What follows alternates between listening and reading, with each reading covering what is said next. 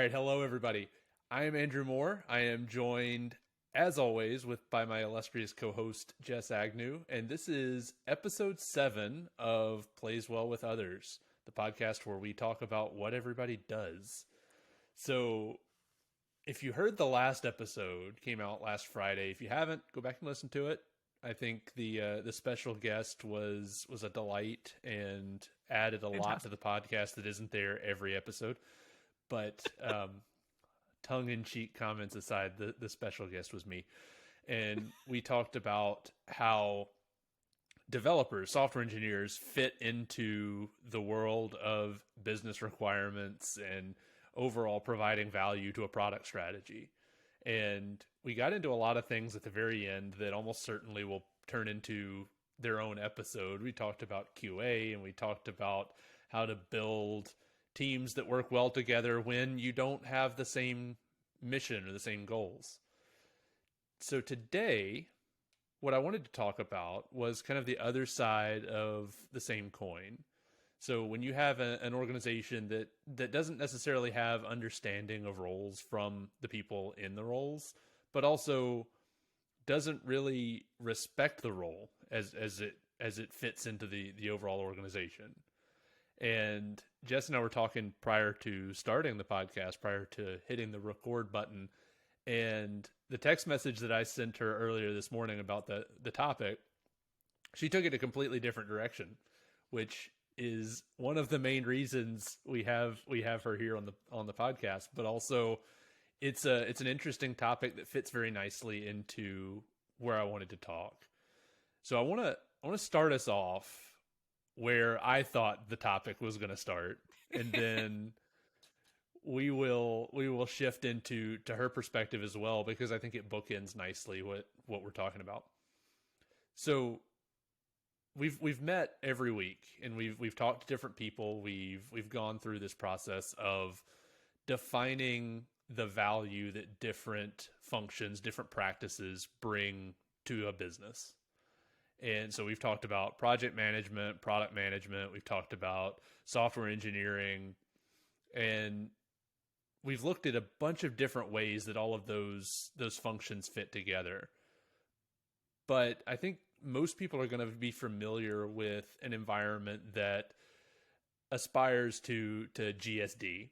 And I'm not going to say what GSD stands for, but it is not German Shepherd Dog. Getting stuff done. Mm-hmm. And a lot of businesses, colorful. Well, right. And again, I don't want to check the box when I upload the podcast that says this is explicit. While that may make it a little spicier and a little more interesting to some folks, we're gonna keep it PG. But so I think a lot of us are familiar with this environment where, maybe it's a startup mentality or a startup feel. I've heard that said before. Maybe it's a business that's not necessarily had the professional leader involved that's been through the corporate ringer before. So they've just worn a lot of hats, and a lot of people wear a lot of hats. And so everybody gets together and does what needs to be done to make the business successful. And I'm far from saying that that's a bad thing. But when you start trying to introduce scale and you start trying to grow the business beyond that startup mentality, that initial feeling, getting stuff done, he says in italics, can start being a constraint and can start being a problem. And where I wanted to talk today, at least initially, was unpacking how you as a leader, you as a potentially individual contributor, can help define an organization and define roles and allow people to fill those roles and fit those roles as their skill set allows. So that's kind of I was going to say 30,000 foot Mach 3 overview, but I took a little bit of a detour and we put the flaps out and slowed down a bit. But that's where I wanted to start. And so, Jess, I know you've done this before because I've watched you do it. So I've watched you do it a couple of different times. But I want to hear your thoughts on how you go from GSD to mature organizational structure and mature organization, and what that means for you as a leader, and how you manage through that change? That's a great question. And honestly, it's really important what you mentioned of, those T-shaped people who can swerve in and out of different roles and serve different functions. That's not a bad thing. And nobody would ever say that that's bad that you have someone who can serve multiple different areas. However, to Andrew's point, scale means consistency. If you want to be able to scale up your organization, you have to have some level of consistency and predictability. And that's where these T-shaped people can start to become, I don't want to say problematic, but potentially bottlenecks.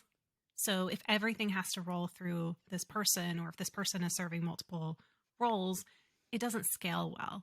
So being able to define the different job functions that they serve and then delegate those to teams or automate those away from a person allows you to have the opportunity to make your division bigger.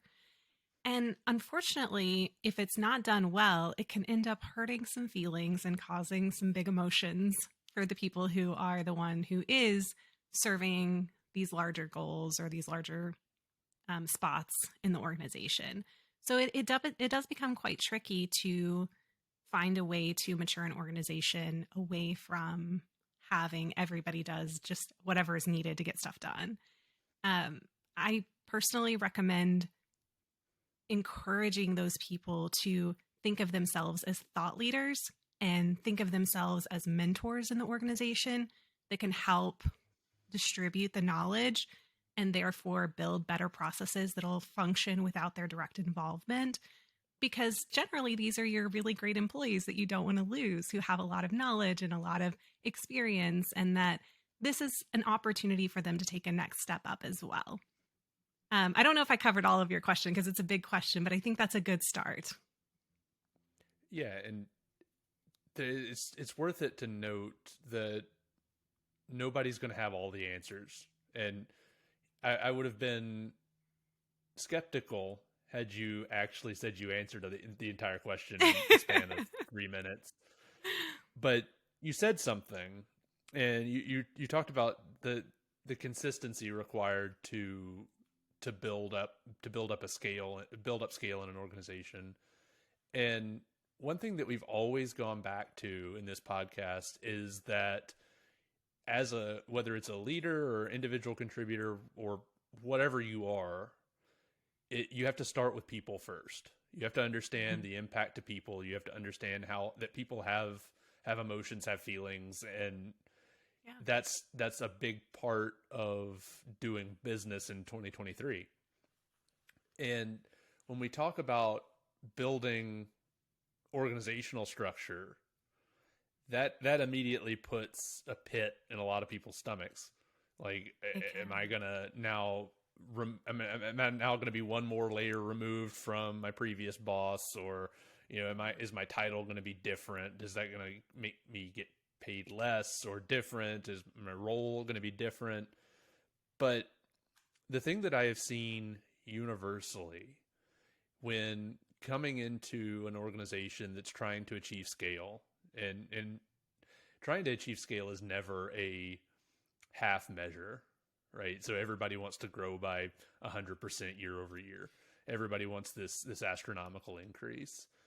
And so every time I've come into that organization that's trying to grow and trying to build market share and presence, the feeling from the team that's supporting that is often, holy mackerel, I'm burning out because I'm doing 7 million different things and I don't know what my day is going to look like when I come in, and I've got too much to do and not enough time to do it. And that's where this weird paradox comes in, where as an employee, as a colleague, I'm split between this idea of I don't like change, and change is nerve-wracking, makes me nervous. But also, I don't like what I've got now. So that often presents itself as this pushback, this challenge. I don't want to do the new process because the new process is different than we've always done it, and what we've always done works. It got us this far, right? Mm-hmm. So where I wanted to highlight is step one, and if I ever say different on this podcast, call me out somewhere, but step one is start with the people. Understand that there's emotions, there's nerves around whatever change it is that you're instituting, whether it be a shift from email-based work management into an agile platform, and that may be foreshadowing, but or if it's trying to actually build in job leveling and job roles and job families and salary banding and all that good stuff, or maybe it's creating performance review processes that haven't existed in the past. Any of those can cause nerves because I don't know what the result is going to be. I don't trust you because you're new, presumably. I don't know that you've got my best interest at heart. So start with the people. Always, number one. Mm-hmm. And then from there, you've got to do a very good job of explaining the approach to the change. Why are we doing this? And I think you'd be hard pressed to find an organization in which you can't walk in that room and say, I get that you're stressed out. I understand that the demand is way higher than your capacity. And as a result, you've been forced to work long hours. You've been forced to do a lot of things that aren't necessarily in your wheelhouse, but we get stuff done. So we figure it out, and no one's ever going to say that I'm not a team player. Right. So got to remember that the people have skin in the game already, and you don't want to lose that by telling them that what they've done is not good enough. It's not worked. It's not fine. Yeah. I just want to interject one thing here. When Andrew's talking about the people, I think just tactically to take this down just one layer, because, acknowledging that these people are human, that they have emotions, step one, 100% agree. Taking it down tactically, there's a couple things I would encourage you to take into consideration when you're talking about change with people. First one is don't disparage what they've been doing because you don't know how they got where they are. So don't walk in and go, well, what you're doing now is terrible, and start ripping it to shreds, because I can guarantee you there's a lot of blood, sweat, and tears that went into building whatever is there right now. And you walking in and disparaging it immediately will lose your credibility. And the second thing is hear them out. Have a conversation where you explain your reasoning and you get back feedback from the naysayers, from the people on your team that disagree with you. If you can't answer everything that they have right there, keep a parking lot, address every single concern. And that's to start out with. Eventually, there's going to come a shift where you have to start saying, hey, this is what's happening. I need you to get on board. And, that shift can come eventually. But for the first time you talk about change, the first time you're introducing it, make sure you're listening and you're hearing them. And more than that, you're acting and responding. If there are things that you can do to shift things a little to better fit within what they are more comfortable with, try and do that. If you can increment the change in a way that's going to make it more palatable, do that. Just from a tactical perspective, I think those are some important things to take into consideration. Yeah.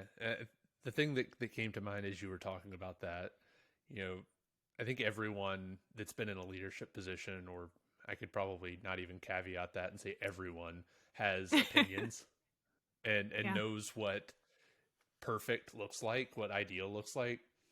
But you've got to have some degree of flexibility. Know the things that are non-negotiable and know the things that you can flex on, because there's going to be situations where not everybody's the same. Not every team is the same. And so that means that sometimes you may have to give up a few yards in one area to make the key change that needs to be made. And there's a concept from negotiation school. They call it, was it BATNA? So best alternative to a negotiated agreement. Basically, in the business world, when you're negotiating a contract, you need to know what's your next best option. When can you walk away? How much can you give up? And it's the same with negotiating change or instituting change. Know what's really important and know what's not so much. Yeah. So Jess, you brought up, and this is I hinted at the foreshadowing. I foreshadowed the foreshadowing. You brought up that your perspective on this topic when I texted you, and let's see what I actually said. So I said something to the effect of, when we talk about what certain teams do but haven't addressed what to do when nobody has a clue already and you need to build some structure. So we both agreed that there was a tipping point or a watershed moment where you go one direction or the other. And you came on this call before we started recording, and you had a different perspective on what that meant. So I'm curious, where do we go from there? Yeah. So when I hear, get it done teams, those teams that are just bar none, just get the work done. What I hear is they're a team that doesn't have a work execution methodology, or at least not a structured work execution methodology. And that, for the very first thing, to me, screams an overburdened team. You have a team who is probably suffering. They live in a state of feast or famine where they're either killing themselves trying to get something done, or they're sitting around waiting for the next important person to start yelling. There will not be structured work backlogs, no clear roadmap of things to accomplish. It's an unpredictable way to exist, and it results in an overburdening of your team as they flounder under the pressure to try and do everything quickly. It's a really rough state to be in as a team. And this whole not having a clear role thing is a direct result. I don't know if one involves the other, but you generally see those two things existing in the same team, where you have everybody's responsible for everything, and everything has to get done right away. And so for me, this is really like my area of expertise, this whole work methodologies on how to execute effectively. And this is just such a stressful thing for me to think about because I've seen it so often where you have these teams that are so focused on service to an individual that they forget about the execution overall. And chances are they end up with an environment where they have anecdotal success, but statistical failure. And what I mean by that is that they serve individual customers that are screaming the loudest really, really well, and they get praised for making things happen really quickly for these individuals. However, for all those other individuals that have requested work from your team but aren't screaming, they're the ones that have to wait quietly forever in favor of your one loud customer. So your work metrics either end up being really not great or just non-existent because you don't even have a work method that you're sticking to in order to be able to observe the overall process. There's a lot of issues with this, and I can talk a little bit about tactical ways to resolve it. But one of the other things that just kind of results from this environment is also your disappointed stakeholders. And I think that's where you start getting into kind of the overlap of what Andrew's talking about of no clear roles and overburdening, no work methodology. There's this comedian, Don McMillan, and he has this joke where if you ask an engineer what is pi, they'll say, it's about 3, or, oh, well, maybe it's 2, or I didn't say that. You didn't hear that from me. I'll deny it if you ask. I don't know. You should look it up. I'm just guessing. I don't know. And then if you ask a salesperson what is pi, they'll go, oh, well, the engineers will tell you it's 3, but I can get it for you for 2.6. 2.2 if you do it right now. But when I walk out the door, that deal's done. And the reason I bring that up is because when you have a system like this, you have a leader who tends to be separated from the reality of the work that's happening. So they don't necessarily see the tremendous amount of overwork that their team is doing because people are in this just get it done thing where they're working 12-hour days and they're just trying to succeed because they want to serve the team because they love the people they work with. And we're all a family. So they're trying to do everything together. And that's great, but what it means is that your leaders above don't necessarily see that overwork. And so they're looking in a silo at one thing and they're going, oh yeah, we can get that done in a week. That's no problem. But that's because there's not a clear roadmap or a clear backlog or a clear understanding of what's actually happening. So they've now promised something that's completely separated from the reality of the situation. Again, I can go on forever about the situation, but I do think these things are very tied closely together. Well, so because I'm the engineer of the two of us, as you were talking, I've put together the 3 bullet points that I often like to espouse. So I kind of I kind of see getting out of that GSD mentality into, call it, stable enterprise as a 3-step process or 3-phase uh, reality. So your first phase, you're existing, you're getting stuff done, and that's where I loved the comment, and I've written it down here so I don't forget it. But anecdotal success, but statistical failure. So that's where you exist in phase one. You are doing work, and you get the loud people that are happy because they're loud and they're getting their stuff done. But then you have people that are unhappy because they're quieter and they're more respectful. But maybe there's some value to be had there, not just because they're not the loudest person in the room, right? But then, so you go from there and you say, okay, well, potentially you're a new leader, you're new department head, whatever, and you say, look, I've got to get out of this anecdotal world and get into some degree of reality. And that's phase two, where you've decided you need to make a change. You've started collecting a backlog. You've implemented, whether it's Jira, Azure DevOps, what have you, an Excel sheet that everybody has access to in SharePoint. Whatever works. No judgment.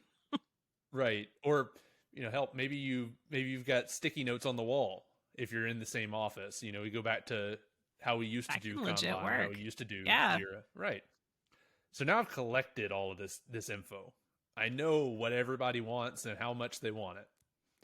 Phase two is marked by this feeling of dread that I have to get all this stuff done now, because now there's visibility into it, and now I've got accountability to executing.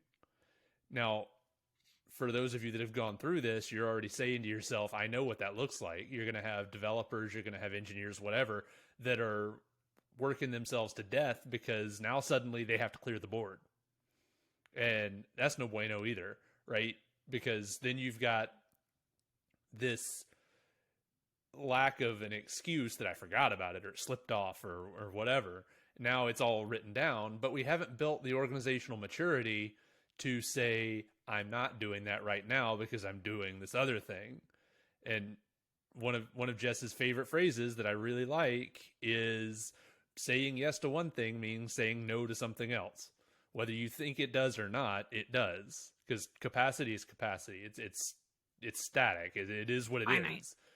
Mm-hmm. Finite is the word, not static, because it is fairly dynamic. But it is finite. You can't push the team harder to get more done just because you've documented it all of a sudden. And so you have to train through that. You have to coach through that. And it's not just coaching the developers, not just coaching your individual contributors, right? It's coaching your other SVPs, your other C-level execs to say, yeah, I get that you thought that you were getting this great service before, but statistically you weren't, because we had anecdotal success, but statistical failure. And I'm going to have to put that on a pillow or something. I really like that. Andrew's going to need a point. That's exactly what I'm going to do. But if you can coach through phase two, and you can get through phase two, and you can get some stability in your teams, and understanding that, the pipeline is what it is. I've got as much capacity as I have. And if I take a sick day, if I take a day off to go on vacation, that's fine. That's cool. We're just going to decide what's important and what the priority is. And we're going to have to get our leadership comfortable with the idea that I can't tell you that I'm going to have this feature that's 17 down on the backlog on April 31st, because there is no April 31st, but also because you're not looking for that. It's not the important part. What's important is that we're doing the important things as they're important. And then you get to phase three, which is, we'll call that the city on a hill, the gorgeous end state, if there is one, which everything works. We're comfortable with the idea that we're working on the important things, and we're We're taking out the things that aren't important. We've got the urgent things automated or handed off to the person or the role that is supposed to be doing them. Everything's great. But that middle phase is where everything is uber critical, that we get it right and that we stay engaged, and we're remembering, number one, it starts with people. And I'll just say that it comes down to leadership. You have to be responsible for protecting your team. You have to have an established process, and you have to point the developers. You have to point at the developers when there's a win, and then take the full frontal attack yourself when there's frustration. And I can't stress that enough. It's hard. It's hard to be the person on the front line, working directly with stakeholders. And you don't get to take those wins. You need to point to your developers because they still need them. And they're doing the hard work back there. They're making the magic happen. They're doing the wizardry that makes all the people happy. They are the ones who deserve the win. But they don't deserve the full frontal attacks when things aren't going fast enough, or when somebody gets outvoted on prioritization, because global prioritization is hard. And that means that some really high level individuals aren't happy. But you have to have all the leaders across the company buying into this concept of, we are one team, we succeed. When we succeed on the things that you've asked us to prioritize, and we don't fail in terms of not getting to things fast enough because we are working on the things that you've asked us to do. But it only works if leadership is participating and investing. I really can't stress that enough. Andrew, I was also going to mention. Oh, go ahead. Yeah, I was gonna say we're coming up on time, so I kind of wanted to land the plane, knowing that in almost every episode we've had so far, we've come back to, it's about the people and something to do with change management. Because if we're honest, that's really, we'll say 80 to 90% of any leadership role is about managing change. The other 10 to 20% is about knowing what change to make. So I had an opportunity to sit through a Gartner presentation a couple of weeks ago, and regardless of all the other content, it really was a good presentation. So shout out to Aiden for hooking me up with that. But one of the key slides that we started with was, we're coming into what we gently call economic headwinds. So just about everybody's been asked to give back to budget, cut costs. Let's manage through whatever this economic landscape is. But, and again, we're not a technology podcast, I promise, but as a technology leader, it's an interesting position to be in, because what happens in tough economic times is you're asked to cut costs first and foremost, because everybody wants to see that P&L looking better than it was 6 months ago. And the other thing that happens specifically in technology is that you're asked to do more with less, and there's increased demand for these digital initiatives. So what you see in businesses is, okay, well, I've had to lay off 30% of my staff or whatever that percentage is. So that means that technology, you folks have to step in and you got to help me offset that, because I still need to get the same amount of work done.